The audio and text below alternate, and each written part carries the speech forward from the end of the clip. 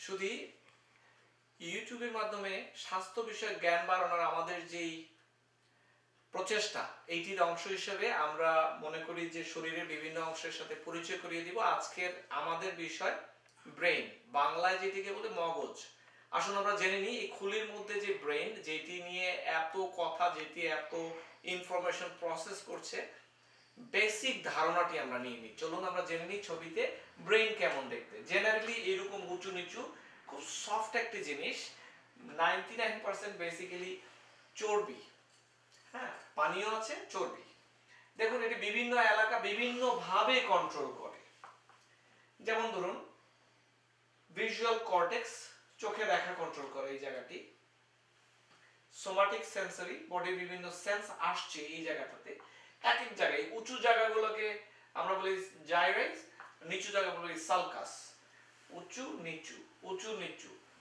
Frontal cortex, prefrontal, সামনের দিকের অংশ এটি। এরপরে আসুন আমরা জেনে নিই যা বলছিলাম।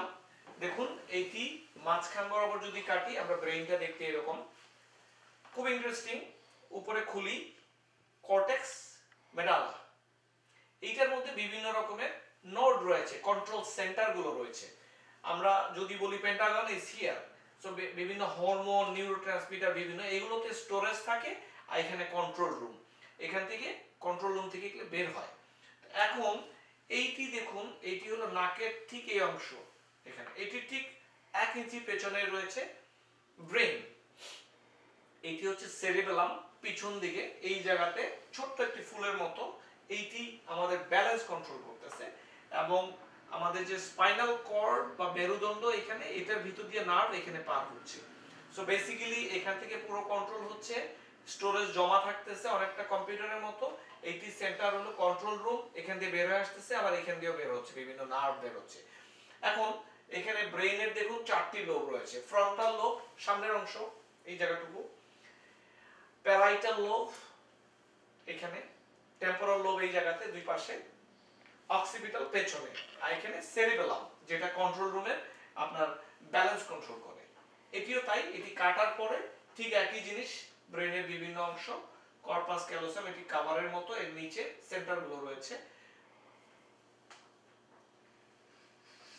এখন এক একটি অংশ ব্রেইনের এক এক সেন্সেশন নিয়ে কাজ করে, অ্যাকশন নিয়ে কাজ করে। এটি দেখুন সাইট, এটি চোখে দেখা। এটি মুভমেন্ট, এটি touch, balance, cerebellum.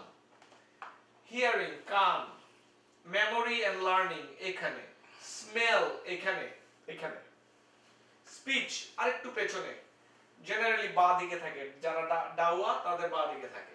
Emotion and personality উপরের দিকে থাকে। সো পুরো ব্রেন সব একসাথে কাজ করছে না, এইটি জেনে নিন। এক এক জায়গায় এক একটি। ধরুন এখন আপনার স্ট্রোক করলো স্পিচ সেন্টারে এখানে, তাহলে আপনার সারা শরীর ঠিক আছে, আপনি হয়তো কথা বলতে পারবেন না।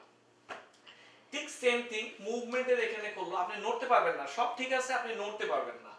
আপনার ধরুন একটা ব্লাড ক্লট এসে কোনোভাবে সাইড সেন্টারে এখানে লাগলো, আপনি সব করতে পারবেন, আপনি চোখে দেখবেন না শুধু। আবার মেইন ব্লাড সাপ্লাইতে বন্ধ হয়ে গেল, অথবা একটি অংশ, এই অংশের যে ব্লাড সাপ্লাই দিচ্ছিল এইটি বন্ধ হয়ে গেল, তাহলে একটা না এই সবগুলো জিনিস বন্ধ হয়ে যাবে। এইভাবেই আসলে ব্রেইনটা কন্ট্রোল হয়, ইন্টিগ্রেশন হচ্ছে ভেতর থেকে, কিন্তু এইভাবে। এখন আসুন সামান্য একটু রোগ বালাই নিয়ে কথা না বলেই নয় ব্রেইনের। যেমন ধরুন স্ট্রোক কিভাবে হয়, একটু সিম্পল ধারণা দিই। এটা ধরুন নরমালি ব্লাড সাপ্লাই, ছোট ছোট ব্লাড ভেসেল, এই যে আমাদের যে রগগুলো আছে এগুলো শরীরের ভেতরে, এগুলা যদি আটকে যায়, কোনো একটা কিছু দিয়ে আটকে যায়, একটা ব্লাড ক্লট এসে বললো আমি এখানে ব্লাড সাপ্লাই দেব না, তাহলে ওই জায়গাতে যদি স্মেল সেন্টার থাকে আপনি স্মেল পাবেন না, এই যে ব্লাড ক্লট এসে বন্ধ করে। আরেকটি হচ্ছে হেমোরেজিক স্ট্রোক, মানে হচ্ছে এই জায়গাতে পাট করে ছিঁড়ে গেল, তখন ব্লিডিং হবে ওই জায়গাতে, আর একটু বড় জায়গা নিয়ে হয়তো ইফেক্টিভ হবে, তখন কি হবে, এই যে দেখুন ব্লিডিং হচ্ছে, এটিকে আমরা বলি হেমোরেজিক স্ট্রোক, ব্লিডিং হয়ে স্ট্রোক। আর হচ্ছে ইসকেমিক স্ট্রোক। আরেকটি হচ্ছে অ্যাথেরোস্ক্লেরোসিস, আস্তে আস্তে আস্তে আস্তে আস্তে এটি বন্ধ হয়ে গেল। বিভিন্ন রকমের ফাংশন, বিভিন্ন জায়গায় এফেকশনের উপরে এটি ডিপেন্ড করবে আসলে কিভাবে আপনি এফেক্টেড হচ্ছেন। এইটি হচ্ছে একটি টিউমার, এই যে এটি ব্রেইন টিউমার, শুধু ব্রেইনের উপরে, বাকি স্লাইড পরবর্তীতে আমি আনবো। এটি শুধুমাত্র ছিল আমার প্রচেষ্টা আপনাদেরকে পরিচয় করিয়ে দেওয়া ব্রেইনের সাথে। ভেরি কমপ্লেক্স একটি প্রসেস। তারপরও যদি প্রশ্ন থাকে আপনার ডাক্তারের সাথে পরামর্শ নিন। আমি তো রয়েছি পেছনে, আমার ওয়েবসাইট www.drfirdos.com, এটির মাধ্যমে আমার সাথে আপনি যোগাযোগ করতে পারেন। আমরা টেলিমেডিসিনের মাধ্যমে কনসাল্ট করে থাকি। আমাদের সাথে থাকার জন্য অসংখ্য ধন্যবাদ। সামনে শরীরের আরো বিভিন্ন অংশের সাথে পরিচয় করে দেওয়ার স্লাইড আসছে, আমাদের সাথে থাকার জন্য ধন্যবাদ।